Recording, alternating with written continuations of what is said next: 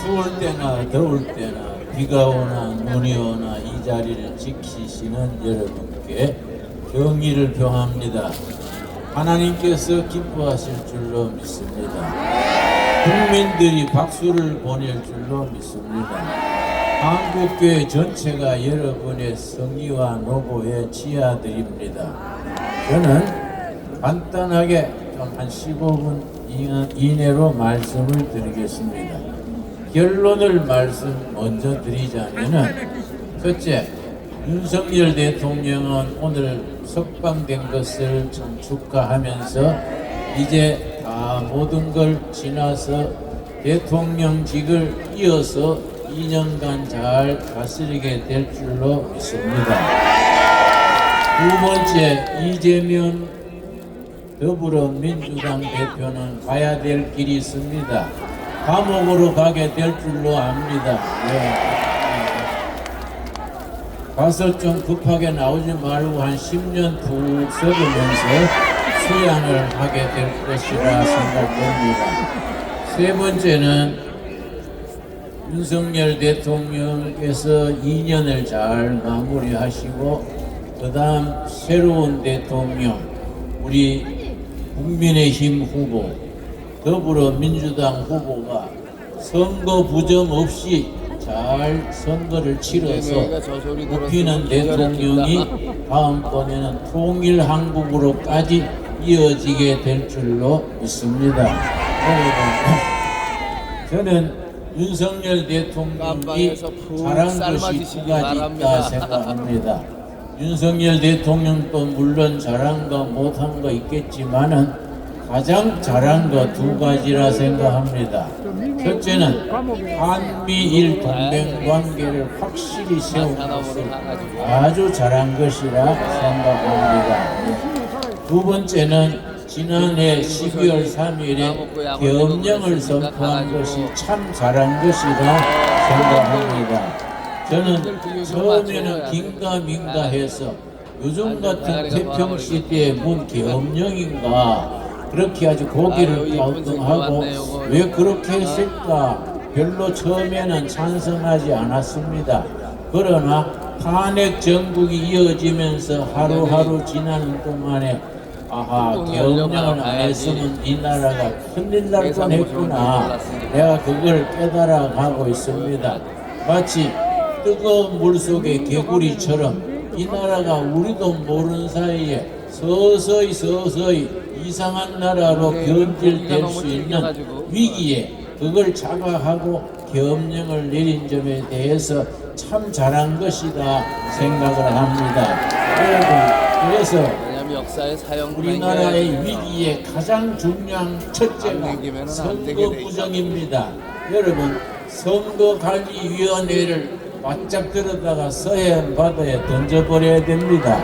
아주 선거관리위원회 골 때리는 사람들입니다. 이번에 다시 이 나라가 바로 서려면은 선거관리위원회부터 폐지 개혁해서 새롭게 해야 됩니다.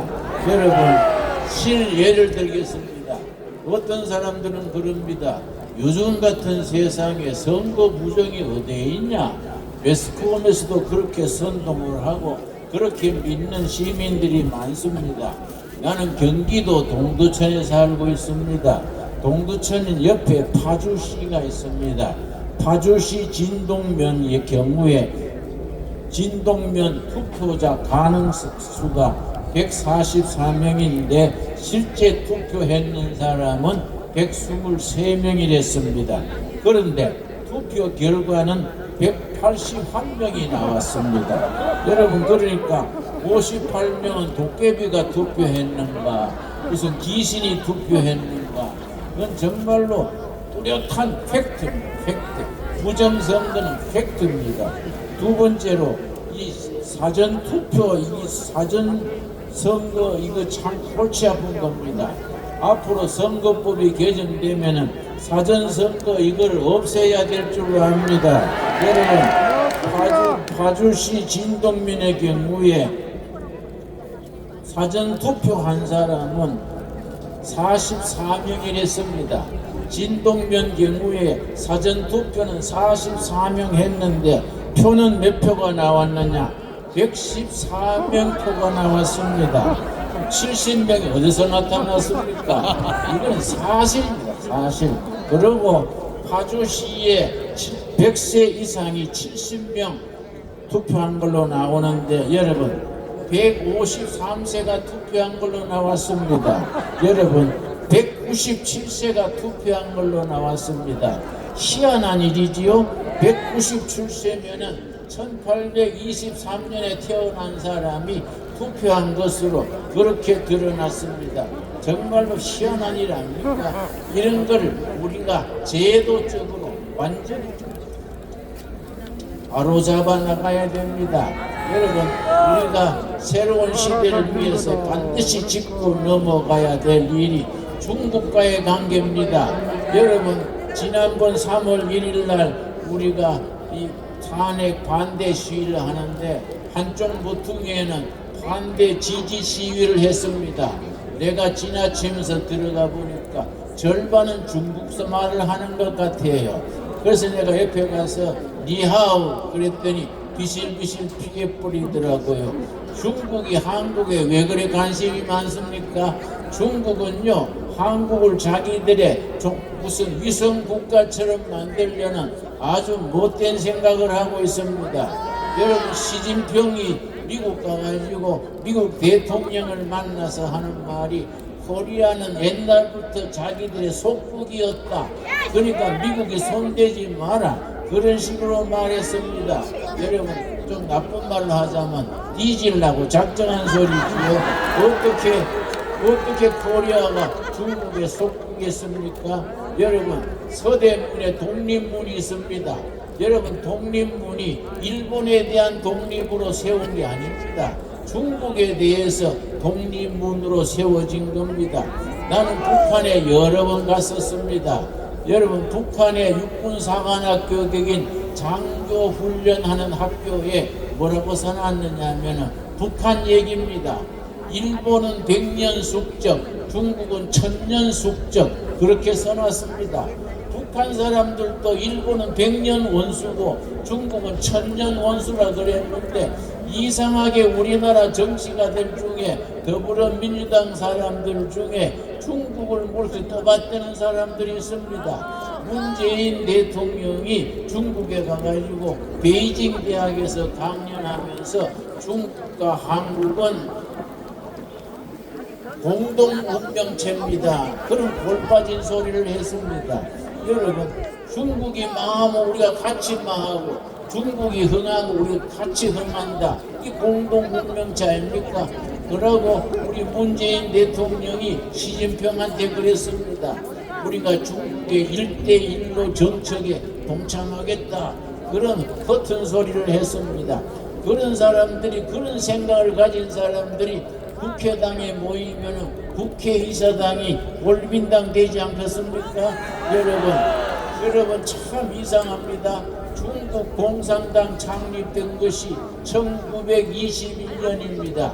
100주년 되는 게 2021년에 100주년 기념대회를 했는데 전 세계 공산당이 전부 깃발을 뽑아놨는데 그 중간에 더불어민주당 깃발이 있었습니다. 참 이상하지요? 여러분 그거 알고 계십니까? 중국 공산당 100주년 창립 기념대회에 더불어민주당 당기가 꼽혀 있다는 거 나는 이해가 안 가요. 왜 그런 짓을 하는가? 이런 거 여러분 바로 잡아야 됩니다. 여러분 우리나라가 정말로 중국에 대해서 얼마나 지난 세월에 어려움을 당했습니까? 여러분 우리가 이런 판에도 우리 더불어민주당의 국회의장 이원식 대통령, 우원식입니까? 이원식. 그 사람이 이 난장판에 중국 가가지고 시진핑 만나고 왔습니다. 뭐 하려고 만난지 나 참 궁금해요. 여러분 이재명 우리 당대표가 주한미 대사 그때 고개 숙여가지고 쎄색한 거 여러분 사진으로 보셨지요? 참 그 사람 조금 지능이 모자리는지 돌아버렸는지 여러분 우리 성경적으로 말하면은 신약 구약이 안 들으면 지약이나 농약 먹어야 됩니다. 그러면 우리가 좋은 나라 만들기 위해서 정말 지금 좋은 현상이 일어납니다. 우리가 가르치지도 않았는데 2030 세대들이 자기 자발적으로 나와가지고 탄핵 취소, 탄핵 반대 외치는 것이 눈물이 나도록 고마운 겁니다. 내가 지난번에 한남동 대통령 관저 앞에 가서 청년 대학생이 그 추운데 떨면서 자리를 지키길래 자네는 이 추운데 어째서 나와서 이렇게 있는가 그랬더니 뭐라고 하는 거 아니, 예 어르신네 나는 윤석열 대통령 때문에 나온 게 아닙니다. 그래서 그럼 어째서 나올 건데 그랬더니 자유민주주의 지키려고 나왔습니다. 그러고 하는 말이 그 대학생이 대답했습니다. 우리가 중국식 사회주의 할 수 없지 않습니까? 북한식 공산주의 할 수 없지 않습니까? 자유민주주의가 이어가야 안 되겠습니까? 그래서 내가 얼마나 고마운지 내가 나이 든 사람이 뭘 좀 도와주면 좋겠냐 그랬더니 따끈따끈한 우동 국물 생각나네요. 뭡니까? 그 고기를 부셨는 그 뭐라 그러지요? 오뎅 국물 생각납니다. 그래서 내가 얼른 밖에 나와서 2,000명분 오뎅 국물 해다가 내가 보급을 했습니다. 우리 청년들이 얼마나 고맙습니까? 그 2030 세대들이 그런 생각을 한다는 것이 우리나라가 미래가 있고 희망이 있는 증거라고 생각을 합니다. 그래서 끝으로 한 가지 더 말씀드리겠습니다. 우리나라가 정말 하나님이 복 주시는 나라인 것이 이번 계엄령 사태 이후로 한국 교회가 깨어난 것이 너무너무 감사합니다. 한국 교회가 그동안에 받은 많은 복을 누리는데 교회 안에서 머물러 있었는데 이번에 나라의 위기를 느끼고 교인들이 깨닫고 이렇게 추운데도 나와서 여러분 예배드리고 태극기 흔드는 것이 얼마나 감사한 일입니까? 나는 여러분이 이렇게 나와서 태극기 흔드는 거 보이 눈물이 날도록 고맙습니다. 하나님께서 우리 이 나라를 지켜주실 줄 믿습니다. 여러분, 우리 특별히 개신교는 프로테스탄트 철치입니다. 프로테스탄트가 뭡니까? 저항하는 겁니다. 어리석은 정치에 대해서, 삐뚤어진 정치에 대해서, 헛된 이데올로기, 주체 사상에 대해서 우리는 목숨 걸고 저항해야 됩니다. 우리는 제2의 전쟁입니다. 전쟁은 목숨 걸고 하는 겁니다. 여러분, 우리나라의 운동권 계열에는 두 계열이 있습니다. NL그룹이 있고 PD 계열이 있습니다. NL그룹은 내셔널 리버레이션, 민족해방전선이라 그래서 주사파라 그럽니다. 우리나라 운동권 출신의 80%가 NL 계열입니다. 주사파입니다. 여러분, 김일성 주체 사상이 민족의 희망이다. 이런 정신 빠진 소리 하는 사람들이 청와대도 들어가고 정당에도 들어가고 나라의 언론계도 들어가고 여러분 이번에 보셨지요? 여러분 놀랬습니다. 헌법재판소 무슨 선거위원회 무슨 재판부 뭐 곳곳에 그런 불확치들이 진지를 틀고 있는 것이 나라가 얼마나 위험했습니까? 모르고 지나갔으면 우리가 그냥 앉아서 당하는 거이지요. 이럴 때 우리가 참 하나님이 보호하사 온 국민들이 계엄령을 통해서 깨닫고 이렇게 시위를 프로테스트 저항하게 된 것이 정말 얼마나 감사합니까? 한국교회는 이런 국민적 저항에 제2 6.25 전쟁에 우리가 앞장서서 나라를 구하는 우리가 전사들이 되어야 될 줄로 압니다.